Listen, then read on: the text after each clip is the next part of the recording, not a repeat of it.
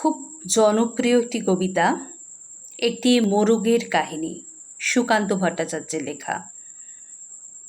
একটি মোরগ হঠাৎ আশ্রয় পেয়ে গেল বিরাট প্রাসাদের ছোট্ট এক কোণে, ভাঙা প্যাকিং বাক্সের গাদায়, আরও 2-3টি মুরগির সঙ্গে।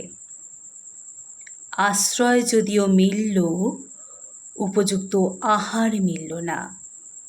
সুতীক্ষ্ণ চিৎকারে প্রতিবাদ জানিয়ে গলা ফাটালো সেই মোরগ ভোর থেকে সন্ধে পর্যন্ত।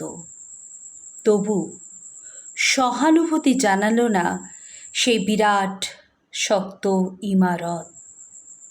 তারপর শুরু হলো তার আস্তা করে আনাগোনা। আশ্চর্য, সেখানে প্রতিদিন মিলতে লাগলো ফেলে দেওয়া ভাত, রুটি, চমৎকার প্রচুর খাবার। তারপর একসময় আস্থা করে এলো অংশীদার, ময়লা ছেঁড়া ন্যাকড়া পরা 2-3টে মানুষ। কাজেই দুর্বলতর মোরগের খাবার গেল বন্ধ হয়ে।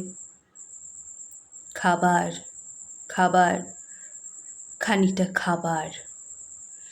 অসহায় মোরগ খাবারের সন্ধানে বারবার চেষ্টা করলো প্রাসাদে ঢুকতে।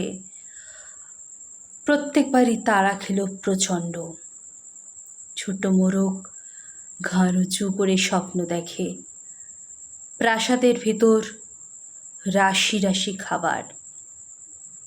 তারপর সত্যি সে একদিন প্রাসাদে ঢুকতে পেল। একেবারে সোজা চলে গেল ধপধপে সাদা দামি কাপড়ে ঢাকা খাবার টেবিলে। অবশ্য খাবার খেতে নয়, খাবার হিসেবে।